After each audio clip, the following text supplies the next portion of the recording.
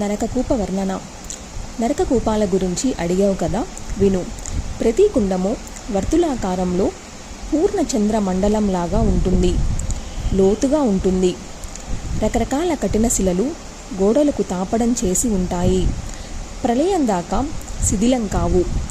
ఈశ్వరుడు ఇచ్ఛామాత్రంగా వీటిని సృష్టించాడు. పాతకులను క్లేశపెట్టడానికే ఇవి ఆవిర్భవించాయి. మండుతున్న అగ్నిగోళంలాగా 10 బారుల మంటలతో క్రోశ విస్తీర్ణంగా ఉంటుంది వహ్నికుండం. పాపాత్ముల హాహాకారాలు వినిపిస్తుంటాయి. కానీ కంటికి మంటలు తప్ప ఏమీ కనిపించవు. యమదూతలు కావలి తిరుగుతూ మధ్య మధ్య పాపులను పొడుస్తూ విధి నిర్వహణ చేస్తుంటారు. మరుగుతున్న నీళ్లతో, క్రూర జల జంతువులతో, భీకర కాకారవాలతో క్రోశార్ధ విస్తీర్ణమై తప్త క్షారోదక కుండం పాపీజన సంకులమై ఉంటుంది. త్రాహి త్రాహి అనే రోదనలు మారుమోగుతుంటాయి. యమకింకరులు నిర్దాక్షిణంగా దండాలతో, శూలాలతో పొడుస్తుంటారు. పైకి తేలిన వాడినల్లా లోపలికి కుక్కుతుంటారు. క్రోశ వైశాల్యంగా రకరకాల విట్కుండాలు ఉన్నాయి. అన్నీ మలపిచ్చిలాలు. పురుగులు లుకులుకులాడుతుంటాయి. మహాపాతకులు వాటిలో పొర్లుతూ మలభక్షణ చేస్తూ క్రిమిదష్టులై ఆహాకారాలు చేస్తుంటారు. తప్తపా కొట్టుకుంటుంటారు. రక్షమాం రక్షమాం అనే అరుపులు గుండెలు పిండేస్తుంటాయి. కానీ మా దూతలకు జాలి అనేదే తెలియదు. అరిచిన కొద్దీ పొడుస్తుంటారు. శ్లేష్మకుండాలు, శ్లేష్మ కీటక పరిపుష్టాలు. క్రోశార్ధ వైశాల్యంతో గరకుండం. గరకీటాలు కిటకిటలాడుతుంటాయి. వాటి కోరలు వజ్రకఠినాలు. వాటి కన్నులు మలపూరితాలు. అవి కుడుతుంటే పాపాత్ములకు దుష్కర్మల ఫలం తెలిసి వస్తుంది.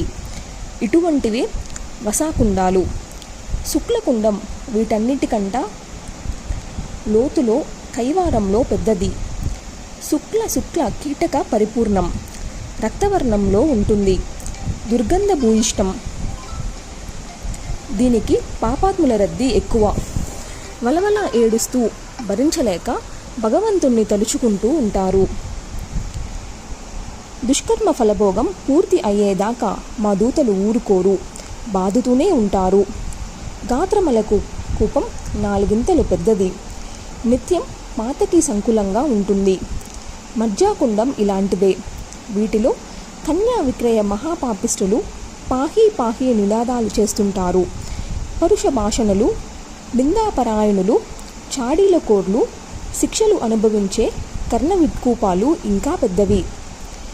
నకాది కూపాలలో చీరుకుపోతున్న శరీరాలతో నెత్తురు లోడుతూ హాహాకారాలు చేస్తూ పాపాత్ములు కనపడుతుంటారు. దీనంగా కన్నీరు కారుస్తూ రక్ష రక్ష అని పెడబబ్బులు పెడుతుంటారు. ప్రతప్త లోహ కూపాలన్నీ గవ్యూతి విస్తీర్ణాలు. వాటిలో ప్రతప్త లోహ ప్రతిమలుంటాయి. పాపాత్ముడు వాటిని కౌగులించుకోవాలి. యమదూతలు తన్ని ఆ పని చేయిస్తుంటారు. చర్రున కాలుతుంటే మలమల మాడిపోతారు. ఆయా లోహాలు కరిగి ద్రవరూపంలో ఎర్రగా జాలువారుతుంటాయి.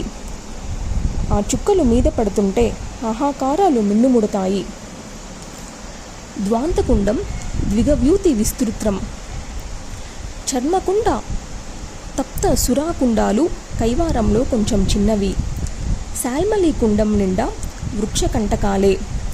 యమభటులు పాపులను పట్టి వీటిలోకి విసురుతుంటారు. ముళ్ళు గుచ్చుకొని ఆర్తనాదాలు ఆ ముల్లోకాలకి వినిపిస్తాయి. దాహం దాహం అనే అరుపులు, మంట మంట అనే అరుపులు, అయ్యో అమ్మో కుయ్యో మొర్రోలు ఎటు చూసినా ఇవే మారుమోగుతుంటాయి. కీటకాలు ఆనంద నృత్యాలు, కాకుల కోలాహలాలు, సర్పజాతుల హిస్సాకారాలు, క్రూర జంతువుల భీషణ ధ్వనులు. యమలోకం అతి భయంకరం సుమా. ఒకవైపున శస్త్రతల్పాలు, మరోవైపున శరతల్పాలు, వాటి మధ్య పూయకుండాలు, తాడి చెట్టంత పొడుగుండే సర్పాలతో నిండిన సర్పకుండాలు, ఆ పైన మసాది కుండత్రయం. ఇవన్నీ క్రోశార్ధ విస్తీర్ణాలే.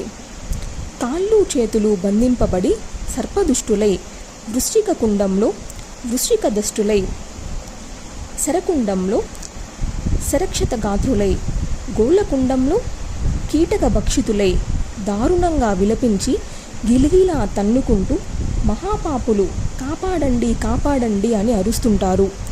నక్రకుండ, మూత్రకుండ, మంధానకుండాలు అర్ధక్రోశ విస్తృతాలు. బీజకుండం 100 ధనస్సుల లోతు. ద్వాంతకుండము అంతే లోతు. పాషాణకుండం లోతు 2 ఎక్కువ, వైశాల్యము ఎక్కువే. చూర్ణకుండం క్రోశమాత్ర విస్తీర్ణం, ధనశతం లోతు. చక్రకుండంలో అన్ని వైపులా పల్లచక్రాలు 16 పూటీలతో వేగంగా నిరంతరాయంగా తిరుగుతుంటాయి. వాటి మధ్య పడి చెరుకు గడలాగా నలిగి పిప్పి పిప్పి అయిపోతున్న జీవుల సూక్ష్మదేహాలు చేసే హాహాకారాలకు సకల విశ్వాలు కంపిస్తాయి. అసిపత్ర సూచీకుండాలు విస్తీర్ణంలో సమానాలు. దగదగలాడే కత్తులతో వాడిగా మోనదేలి ఉన్న లోహకంటకాలతో ఇవి నిండి ఉంటాయి.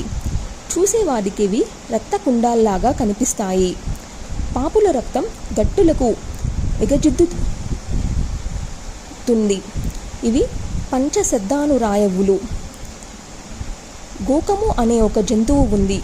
దాని ముఖాకృతిలో ఉండే కూపాన్ని గోకకుండం అంటారు. ఇది 20 ధనస్సుల లోతు వెడల్పును. దీని నిండా ఆ భయంకర జంతువులే తెల్లుతుంటాయి. పాతకుల్ని కుళ్ళబొడుస్తుంటాయి. కొంచెం కొంచెంగా భక్షిస్తుంటాయి. ఇవి ఎప్పుడూ తలలు పైకి ఎత్తవు. ఈ కుండాలన్నింటిలోనూ కలిపి ఎంతమంది ఉంటారో దానికి 4 రెట్లు ఎక్కువ మంది పాపాత్ములుంటారు కుంభీపాక నరకంలో. ఇది సర్వకుండ ప్రధానం. ఇక్కడ శిక్షలు అంతే, అన్నిటికన్నా తీవ్రంగా ఉంటాయి. అకస్మాత్తుగా వచ్చి పడుతున్న పాతకులతో అన్ని కుండాలు రేయింబవళ్ళు దబీదబీమని మోగుతుంటాయి. తప్త పాంసుకుండంలో కాలిన ఇనప రజను లాంటి ధూళి సుడిగుండాలు తిరుగుతుంటుంది. కమీచి దెబ్బల పాపుల దేహాలకు వాతలు పడుతుంటాయి. కాలిన ఇటుకలతో జ్వాలాముఖ కుండం, తప్తవాలుకా కుండం. వీటిలో పడటమేమిటి, పాపాత్ములు మూర్ఛిల్లుతారు. ధనుసుత విస్తీర్ణమైన నాగకుండం, అశ్వకుండం ఇత్యాదుల్లో ఆయా జంతువులు పాపులతో హింసా క్రీడలు జరుపుతాయి. 86 కుండాలు ఒకదానికన్నా ఒకటి భయంకరంగా ఉంటాయి. పాపాత్ములతో కిటకిటలాడుతుంటాయి. అంతటా భరించరాని దుర్గంధం, అంతటా భరించరాని హాహాకారాలు, ఆర్తనాదాలు. సావిత్రి, ఇది నరకకూప లక్షణం. ఇంకా ఏమి తెలుసుకోదలిచావో అడుగు. యమధర్మరాజా, నరకకూపాలు భయానక చరిత్ర తెలిసింది. వాటి నుంచి తప్పించుకునేందుకు ఏకైక మార్గం దేవీ మంత్రోపాసన కనుక దయచేసి దేవీ భక్తిని నాకు ప్రబోధించు. స్త్రీజాతి తత్వజ్ఞాన విహీనమ కదా. అందుచేత తత్వజ్ఞాన సారమైన దేవీ భక్తిని ఉపదేశించి పుణ్యం కట్టుకో. యజ్ఞ దాన తీర్థ స్నాన తపోవ్రతాచరణల వల్ల లభించే పుణ్యం ఒకరికి జ్ఞానాన్ని ఉపదేశించడం వల్ల కలిగే పుణ్యంలో 16వ వంతుకి సాటిరాదని పెద్దలు చెబుతుంటారు. గౌరవార్హతలతో తండ్రి కన్నా తల్లి 100 రెట్లు గొప్పది. జ్ఞానదాత గురువు తల్లి కన్నా 100 రెట్లు ఎక్కువ గౌరవార్హుడు. సావిత్రి అభ్యర్థనకు యమధర్మరాజు సంబరపడ్డాడు. పుత్రి, ఇంతకు ముందే నువ్వు కోరిన వరాలు ఇచ్చాను. ఇప్పుడు దేవీ భక్తిని వరంగా ప్రసాదిస్తున్నాను. ఇది నేనే ఇస్తున్న వరం. దేవీ గుణ కీర్తనం అడిగిన వారికి, చెప్పిన వారికి, విన్నవారికి అందరికీ శుభప్రదం. తారణ కారణం.